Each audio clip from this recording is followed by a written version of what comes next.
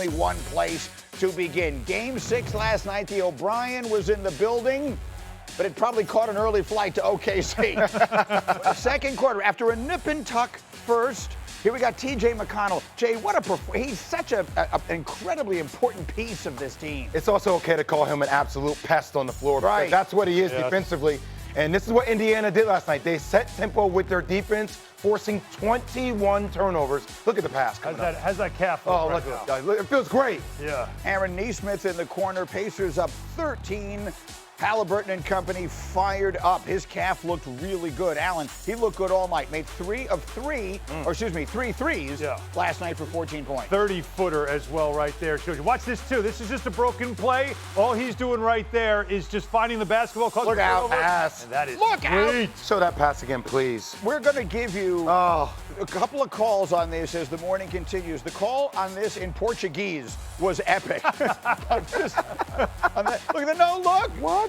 Siakam throws it down, a 20-point Pacer lead, closing seconds of the half. Jay, you've been calling for Siakam this entire series. He gave you 16 last night. When the game slows down and in the half court, Pascal Siakam and T.J. McConnell are the most effective players. And then the second half, let's just say it, Thunder, no fight at all. No show. They didn't score for the first 5 minutes of the half. The lead extending there. They closed the first half, Indy did, on a 30-9 run, and then the third quarter, it just turned into a complete blowout. Obi Toppin, no. Final seconds of the third quarter. Shepherd, yes. Thunder starters did not play in the entire fourth quarter. The Pacers had 6 players score in double figures. Pacers win a laugher, 108-91. We will get a Game 7 on Sunday night. All of us got to give everything we have. I give everything I have for this group in this locker room. So just trying to come out here and play the best of my ability. My guys have had my back all year, and especially tonight, and that means the world to me. The way I see it is we suck tonight. We have to learn the lessons. And we have one game for everything we've worked for, and so do they. And the better team Sunday will win. Okay, put your feet up. We got a lot of time. Uday has made it, so we're delighted to have Udonis Haslem back on the program. But Keith, I'm going to start with you. I'm going to give you your props. You called your shot. You were the one person this whole week on this show who kept saying over and over again, Indiana's going to win. You've been calling it. What did you see last night? What's your number one takeaway from a Game 6 blowout? Greeny, my number one takeaway has been the same thing the entire playoffs, right? It's taking care of the ball. Turnovers has been the biggest thing for OKC, right? They average 25 points a game off turnovers, right? So if you don't give them that, obviously they can't score as much. You take away those 25 that they get, they can't score as much, right? And Indiana did a great job of pushing the pace and just playing the same way, right? I was talking about how if Haliburton plays or he don't, they still play the exact same game, right? And yesterday, that was a beautiful brand of basketball. By the time the second half started, they already had 6 or 7 players that scored 8 or more points, man. That's extremely hard to stop. And OKC never could bounce back because of the pressure and because of the intensity that Indiana played with. UD, we were sitting around here this morning trying to figure out how OKC shows up like that. Maybe it's a sign of their youth or whatever the case may be, but with a chance to close out an NBA championship, to put up a performance like that, UD, how do you explain it? I think none of those guys have ever been there before. If you look at that roster and you talk about what Alex Caruso was able to do, he did get a ring, but that was in the bubble. It's a different situation when you step into a road game on the road. And I've been in Indiana before, and I know what that crowd brings. So that's a very intimidating situation. And the OKC team has showed a lot of growth throughout this playoffs. They're well beyond their years with their maturity. But I think last night was the first time that we probably saw that sign of immaturity kind of creep in a little bit. And once again, the inexperience of being in the finals and on the road. Nobody has had that experience on that team in that locker room. I'm going to tell you guys something. I was extremely disappointed in watching OKC last night for not matching the intensity of how Indiana came out in that game. Tyrese Haliburton, shout out to him for stepping up in the second quarter and really setting the tone for his team, even though at 14 points. But we talk about 21 turnovers, right? And that led to fast break points for Indiana. SGA did not play like the MVP last night. Nope. He did not. I get it, 21 points on 15 shots. That's 10 less field goal attempts that he's taken in this entire series and 2 assists and 8 turnovers. So that was a very young team having a young moment. Yes. And for as much as everybody is like, hey, they always bounce back the game after they lose, we haven't been seeing them bounce back in a Game 7 in the NBA Finals. I'm worried about OKC. The door is open for Indy. You should be. And can we now put the brakes on the Jordan Pippen comparisons and all that stuff, right? Like, this is a really young team, and they showed it in that game on the road in that type of an environment. You had to know you were going to get the best punch. That second quarter, that really was the game, the second quarter. Then you come out in the half, your coach makes an adjustment to your lineup, and it leads to nothing.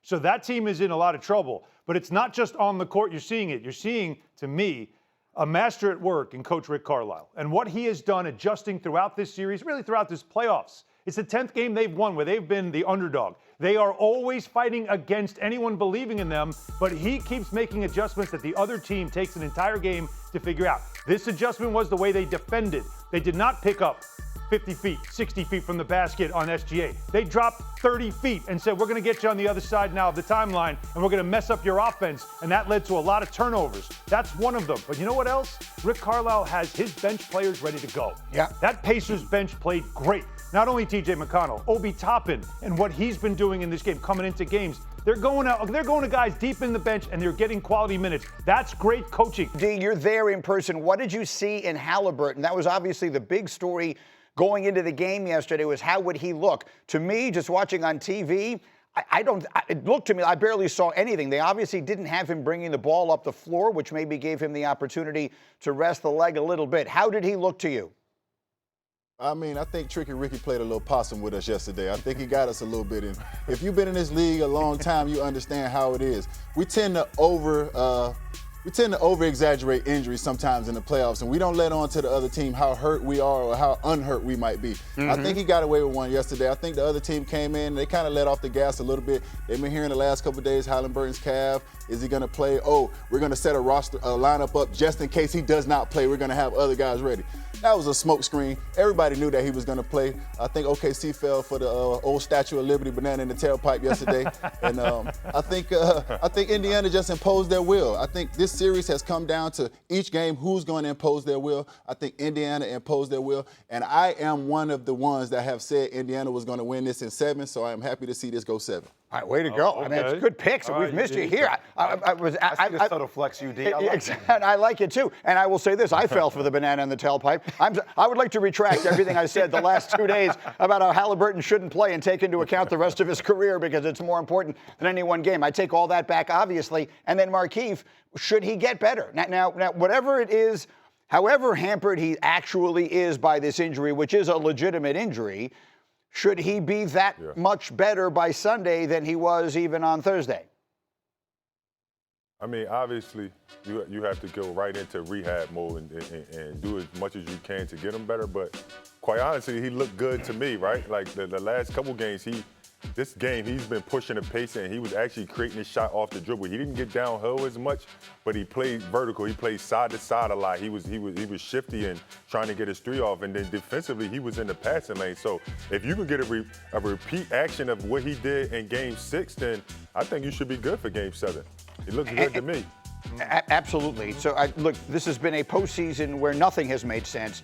The team that you expect to win a game almost never does. So I give up on trying to predict what's going to happen in Game 7. But, Jay, I think it is worth saying again, in a playoff year where 20-point deficits have been overcomable, the Thunder did not come out in the third quarter at all. They're down 22 at the half. Make your adjustments, whatever it is. We have seen teams repeatedly come back from big deficits in this postseason. For them not to put up what even perceived to be any fight in the third quarter was disappointing, to say the least. It was extremely disappointing. I think that's the concern that you have. And look, I get that Dagnall and SGA are always cool, calm, and collective at the podium, right?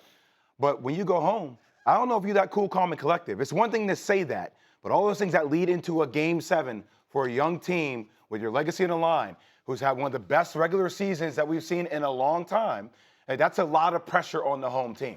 It does feel like Indy is playing with house money. House money. It's Game 7. No one's playing with house money, Jay. But I agree in the fact that OKC has got to look at this as we were talking about with Haliburton playing the other day, and should he play and all that stuff. And you're like, no, because you never know when you're getting back here. If you're the Thunder, we've talked about this could be the start of a dynasty. I don't know now. I don't know, but I don't know if they're ever getting back here either, and they've got to play with that same urgency now. Why I said it was house money, because if you're Rick Carlisle, like this is going, like everybody's counting Indy out. Yeah. Everybody's counting Indy out. Just look, it's bulletin board material everywhere you look about how great this OKC team is, all the historical numbers defensively about how great they are. Okay, let's go into their house. Let's get it in their house. Yeah, UD, I can see you nodding along. It does feel like Indiana's season, I'm sure they'll be devastated if they lose on Sunday, but their season is a massive success no matter what happens. If the Thunder lose this game on Sunday night, I feel like there will be a different sensation for them. What are your thoughts, UD?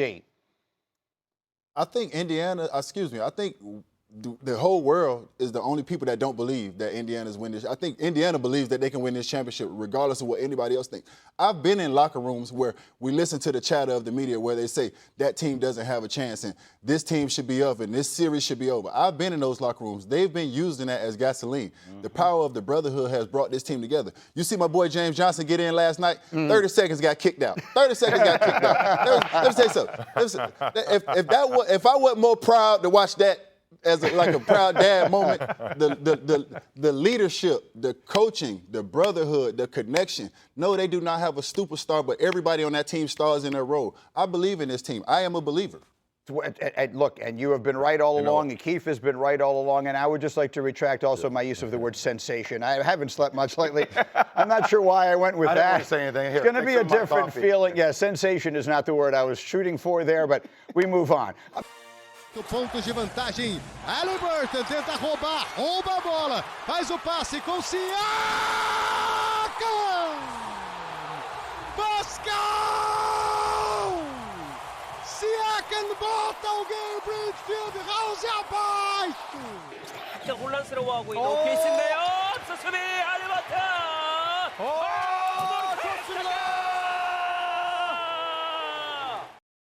This is great. It's so good. The game is so global and so wonderful, and it sounds great in every language. The passion. Korean calls, and it's two announcers, and whenever they get excited, it's like they're in unison. Their voices meld into one. I mean, Mike Breen is in the Hall of Fame, but can he do that? I ask you. All right. It's really like watching a soccer goal. Like it is. Goal is scored. It's great. I'd like those guys to do golf. Anyway, teams that force Game 7 in the NBA Finals have gone on to win the title. This is good history for the Pacers. The team that wins Game 6 to force a Game 7 goes on to win it a lot. Cavs did it in 2016 after trailing 3-1. The Heat did it in 2013 after the Ray Allen shot. Lakers did it in 2010 over the Celtics. So history recently likes the Pacers. Here are SGA and Haliburton on Game 7. Right now, for the next 2 days, everybody's going to be talking about how good we looked, how well we played, how much pressure's on OKC. You know, that's going to be the narrative. And we got to do a good job of staying away from that stuff. You know, I think that can be poison. We got exactly what we deserved, what we earned, and we have to own that. It's one game for everything you ever dreamed of. If you win it, you get everything. If you lose it, you get nothing. It's that simple. So that might just be his choice of words, right? Sometimes you say things, and you know, he's just sitting up there. But it is interesting in a week where ring culture has become a big part of the conversation, where LeBron James weighed in on it in a big way, where in a different way Travis Kelce weighed in on it this week. Some of the biggest stars in all of sports. Here's SGA saying, and we'll take him at face value. It is all or nothing, and I think that is an interesting way of framing this entire conversation. I think there are two ways you can look at it, and UD and Keith, I think you guys recognize this too. When you're in this moment, it is all or nothing because everything's on the line. Now, retrospectively, if you're talking about several years from now, you can look at this season in totality as a success to a degree, right? Because you got all the way to an NBA Finals. But look, the way athletes are built, I always think about my losses before I think about my wins. I think about the fact that I lost to this dude on the left-hand side my freshman year. We got punked against Florida, and they got to the championship game. You think about that, right? And it's, of course, we want to talk about the rings that you win and all the things, but I think we're built to think losses first instead of wins first. I think a lot of it has to do with what happens from here. If for Indiana, this is a massive success no matter what. They were a 4 seed. They've won all these games. I don't think they think that. Perhaps not, but Well, all I can do is speak for the way I think the story will be written. The story will be written of these gutsy Indiana Pacers who overcame all these obstacles and made it to Game 7 of the finals. For OKC, it's going to be about a lost opportunity, being the best team all season long, having 2 shots to win it, punting away Game 6, just throwing that game away last night. And if they come home, and look, I still expect them to win, but what the hell do I know? If they lose this thing in a Game 7, I think the part of the way this story will be written, as great as their season was, will be about failure. Will be the failure of the finals when they got it. And let's not forget Game 1 in your pocket. Yeah. Losing that game where you led it for all but 0.3 seconds. Think about that. So to me, that's what he's trying to say, is we just saw Florida won the Stanley Cup. They get the cup. What did Edmonton do? They got nothing. Yeah. They left the ice, nothing. That's the mentality you have to have when you're in the ultimate game and when you're at this level of the finals. That's, I think, what he's talking about. This Thunder team, guys, we have thought this could be the start of something big because of how young they are, how good they are. But if they lose this one at the start, then you start to wonder, will they be back? Do they have enough to win a championship? Do they need more experience? Whatever it is, all those questions now come in. Right. If this team winds up winning 2 titles over the next 4 years, forget it. this will be part of their like run. Miami. Miami This lost will the be first part of one, the but then they run. won the next 2. But there was no guarantee of any of that. UD, how about it? You were there, obviously, with LeBron in Miami, and for when to some degree, the whole ring counting conversation, that's sort of the origin story of it all. What do you make of this? SGA saying it's win, it's everything, lose, it's nothing. I agree with SJ 1,000%. As a player, that's the mindset that you create. If you look at when they won the last round, they celebrated a little bit, but the mindset was, we're not done yet. Job's not done. The famous Kobe quote, the job is not done. Right. And when you look at, this OKC team, it's a disappointing season if they don't win, but, take it into reality. A couple years ago in the play-in, then last year, lost in the conference semis, and then this year they go to the finals. So they have gotten better every single year. But if you're in that locker room, this is a failure season if you don't win the championship. And that's the mindset that you have to create. It's all or nothing. So SJ said it right. And that's also a message to my team. All or nothing, fellas. We've done nothing yet. Keith? Same thing UD said, man. Does anything matter if you don't win? Right. You've been the best team all season in the regular season. You've gotten to the mountaintop, right? And that's the thing of when you say championships and all this type of stuff, right? You're here now, so it's not like we're getting ready or we lost the last round and it's a disappointment. You're here now, so anything happen, I said both sides. You're disappointed, right? Because we downplaying Indiana. They was in the Eastern Conference Finals last year, so they believed that they can get here. Everybody didn't, but they believed too. So now that they're here, both teams, either team loses, it's a disappointing season. It's a good point. It's well put. Cindy, let's put up the full screens here. These Game 7s in the NBA Finals, we don't get them often. This Sunday will be the 20th Game 7 in NBA Finals history. And look at this, only the 5th in the last 35 years. Wow. It's only been 5 Game 7s. This will be the 5th, so there've only been 4 in the last 35 years. And Cindy, if we switch them here, they're always close. The average margin of victory is 7. The last 8 Game 7s of the NBA Finals have been decided by single digits, The last double-digit Game 7 in the Finals was the Celtics over the Bucks in 1974. So, a close game. So, UD, who do we trust in that? You got OKC, they're home, they're young. Indiana, there just seems to be a little magic about them. Who do you trust with all the pressure in the world of a Game 7 on them on Sunday night?